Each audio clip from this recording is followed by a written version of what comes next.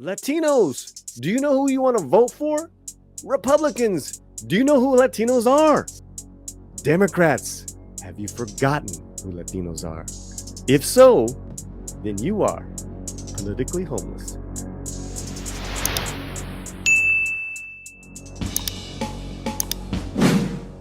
Paulie here, back on the Latino Slant. Thank you for being here. Thank you for subscribing. Thank you if you are new. And if you're watching for the first time, smash it right now. Smash that like. Become a subscriber. I don't know why I was talking high.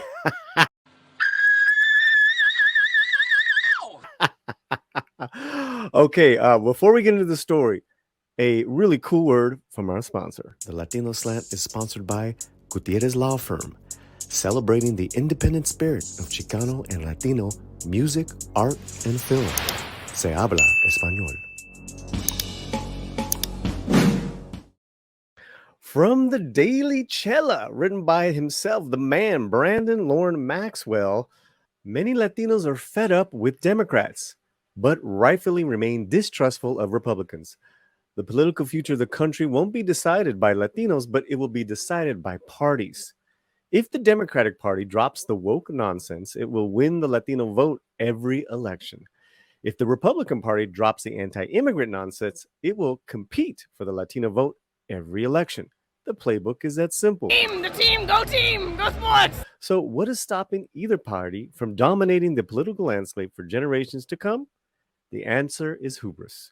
Neither party will admit that they are out of touch with large segments of the country. Neither party will part ways with the political extremes of their own making. But there is one important difference Republicans should heed. Democrats can survive current status quo while Republicans cannot. To survive long term, Republicans must change the way they treat the country's fastest growing demographic. Otherwise, Republicans risk becoming political relics if they haven't already. Nice. I am with pretty much every word so far, guys. For such a long time, the Democrats have always taken for granted that the Latino vote is going to go, um, step and foot with, with the Democratic Party. And that's becoming a little less so over the years. However, Republicans, they just have no clue as to kind of the diversity within the Latino vote. It's not all just conservative. It's not all just liberal. So, I'm really glad Brandon finally wrote about this. All right, nowhere have Republicans looked more aloof than on immigration. From the Tea Party to Donald Trump to Ron DeSantis, anti-immigrant sentiment has dominated Republican rhetoric for decades. Is anybody surprised Democrats hold a strategic edge when it comes to Latinos every election? If you vote, I'll eat anything you tell me to. Garbage, hair, human toenails, underpants. Yet, despite Republican apathy towards Latinos, Democrats have failed to build on or capitalize the Latino vote in any meaningful way outside a handful of local elections in cities that already lean Democrat. More interesting, Republicans continue to win 1/3 of the Latino vote. Surprised? You shouldn't be. The notion that Latinos are a monolithic bloc to begin with has always been flawed. There are not only regional differences between Latinos, but ethnic and cultural differences, some which turn conventional political wisdom on its head. History suggests, however, Republicans can win much more than 1/3 of the Latino vote. Bush, after all, won 40% of the Latino vote, not once, but twice. By comparison, Donald Trump only won about 30% of the Latino vote. Interesting, because we think we make these gains in already Democratic towns and states and provinces, which could be misleading as to really just how successful the Latino vote is with Democrats.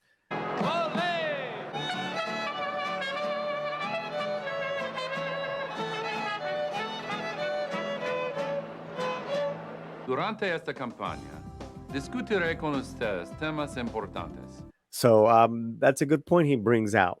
And Republicans they're gaining a little bit, but they had a bigger, obviously, percentage win with George W. because, W. Bush, He's from Texas, right? He spent a lot of formative years there, was a governor there.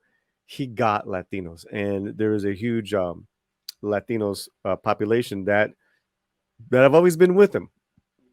Everything changed in the late 2000s.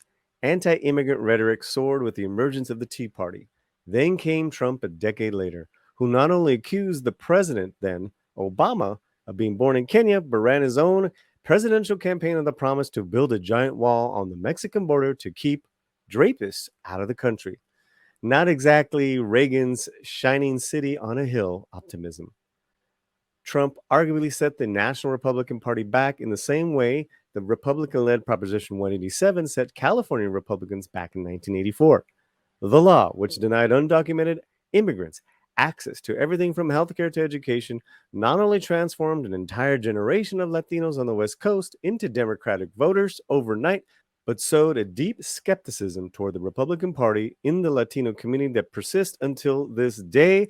La mayoría eran hispanos. Mi hijo George pues tiene un piel moreno, ¿no? Y hablaron barbaridades de los de Miami. I remember those times in California in the 90s, and we staunchly were against 187. I was against 187. And I remember how a lot of different family members, different generations had a lot of different political leanings, but we're on point with this one in as far as just being too unfair to immigrants who were seeking medical assistance. And I remember different family members switching over. Still, Republicans have a reason to be optimistic. While Republicans have routinely attacked Latinos, it hasn't fundamentally changed Latino positions on many political and social issues. According to polls, and we'll hit that link for you, Latinos tend not only to be less loyal to political parties than average voters, but slightly favor Republicans on issues such as the economy and crime. The average Latino voter also tends to be more socially conservative than the average Democrat. Many are family-oriented, religious, hardworking, everything Republicans profess to be. Yet despite this, Republicans make zero effort to appealing to Latinos or give them respect that they deserve. On the contrary, at times it appears Republicans do everything possible to push Latinos away. I will say that they did get things right in as far as not using the Latinx. That majority of Latinos didn't like to be called that.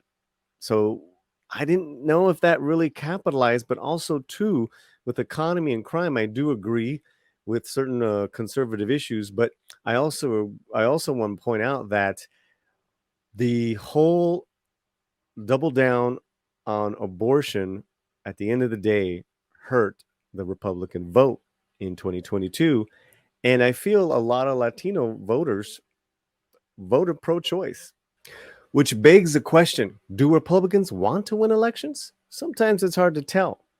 To ignore the country's fastest growing demographic is political maleficence, particularly when many Latinos are fed up with progressive policies, misplaced priorities, and democratic elitism. As a result, many are dying to vote for someone, anyone. Yet Republicans seem unable to see the forest through the trees. As a result, the fastest growing demographic in the country remains homeless. Not because Democrats have made a better case for their policies, not because Latinos are happy with Democratic policies, but because Democrats are still coasting off the fumes of previous decades while Republicans continue to idle in one place, a place the next generation of voters have moved past. What do you guys think? Let's get to your comments. Hit me right now and I will reply. We are one of the few channels that replies to every comment possible because it's me replying, and I'm very proud of that. Make sure you are subscribed and make sure you check out our other political commentary during this next couple of years as far as the Latino vote. Great insight wherever you're at. Keep that slant muy fuerte.